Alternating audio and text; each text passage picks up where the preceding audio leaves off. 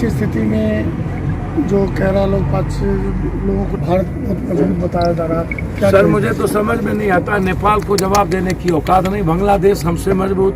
Sir अभी एक आया है कि हम कितने खुश देश है।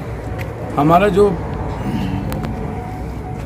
उसको कहा जाए कि हैप्पीनेस कंट्री कहाँ पर है, तो पाकिस्तान, नेपाल, बांग्लादेश, श्रीलंका कोई 40वां नंबर पर है, कोई 41वां नंबर पर है, कोई 39वां नंबर पर है, और भारत जो है हैप्पीनेस कंट्री के रूप में 140वां देश पे है।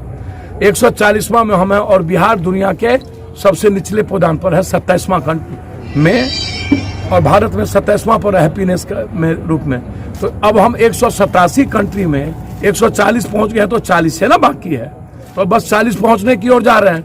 अब भारत चाइना की बात, सिर्फ मार्केटिंग, सुशांत सिंह की बात अब करनी नहीं चाहिए। अब बात अभी करनी चाहिए हमको रोजगार की, बात करनी चाहिए हमको बच्चों की एग्जामिनेशन की, बात करनी चाहिए जो 2 अर्थ व्यवस्था है, एक है असंगठित, एक है संगठित। असंगठित अर्थव्यवस्था से 90% रोजगार है, हमने उसको मारने की तैयारी कर ली। देश के प्राइम मिनिस्टर भारत को अमेरिका समझते हैं, जापान समझते हैं, और हमारी जो सबसे बड़ी अर्थव्यवस्था है उसको कोलैप्स कर रहा है। तो हमको चर्चा करने की जरूरत है कि हमारे बच्चों को नौकरी क्यों बंद हो गई, हमारी जीडीपी इतनी पीछे क्यों चली गई, हमारी इकोनॉमी की स्थिति क्या है। हम 6 महीने में गुलाम हो जाएंगे, 6 महीने में किसी के पास 10 रुपया नहीं बचेगा। हम उसको नजरअंदाज करके हम बात कर रहे हैं सुशांत की, हम बात कर रहे हैं, डाइवर्ट कर रहे हैं चाइना और इसको लेकर के। तो ये कंप्लीट डाइवर्सन है पैसे के बदौलत, बड़ी बड़ी मीडिया हाउस के द्वारा। इसीलिए मैं इसको खारिज करता हूं। आज सबसे बड़ा जो सवाल है वो है लोगों के रोजगार का, लोगों की आर्थिक आजादी का, लोगों की इकोनॉमी का, किसानों के आत्महत्या का। 6 महीने के अंदर कितने किसान, कितने यूथ आत्महत्या करेंगे, कितना मजदूर आत्महत्या करेगा, उसके घर में खाना नहीं है। ये मुद्दा ही नहीं बचा। कोरोना वायरस दुनिया के दूसरे नंबर पर हम आ गए, लेकिन ये टीबी का मुद्दा अब नहीं है। टीबी का मुद्दा है चाइना, टीबी का मुद्दा है कोई और। तो इसीलिए आप बेफिक्र रहें। भारत कितना मजबूत है इसका पता तो आपको नेपाल से चल गया। चाइना के बारे में तो भारत अब मैं कुछ नहीं कह सकता।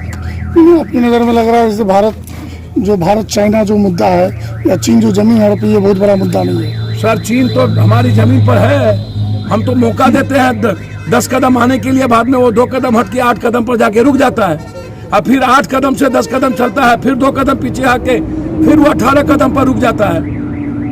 लेकिन सर चीन हमेशा आंख हमको दिखाता है। हम चीन के बारे में कभी आज तक बोले क्या? लेकिन आज तो हमारी सेना ने उनके एथी पे कब्जा भी कर लिया है। सर हमारी सेना क्या किया, अपने मियाँ मिट्ठू, सेना हमारी मजबूत है, सरकार की पॉलिसी बिल्कुल कोलैप्स है। हमारी सेना से कोई लोहा लेने की हिम्मत नहीं कर सकता। सरकार हमारी सेना की आवश्यकता को पूरा नहीं करती है। सरकार की पॉलिसी, विदेश नीति गलत है। सरकार कंप्लीट रूप से पूरी दुनिया में भारत को सबसे नीचे दिखा चुका है। हमारी पॉलिसी पूरी दुनिया में हमको WHO हमारे सपोर्ट में अब खड़ा नहीं है। सब WHO ने कह दिया पूरा का पूरा कि कोई अब भारत को आप 1 भी रुपया नहीं देंगे, आप देंगे तो आप जाने, मैं आपका बर्दाश्त नहीं करूंगा। रिजर्व बैंक में पैसा नहीं बचा जो तनख्वाह देने की स्थिति में है। जब WHO बैठ करके कह रहा है कि मैं कुछ नहीं करूंगा आपके लिए, आप पैसा देते हैं, कुछ भी देते हैं भारत को, तो आप जानिए हमारी सारी पॉलिसी फेल्योर हो गई। हमारे सेना से, हमारी जनता से कौन लोहा लेगा?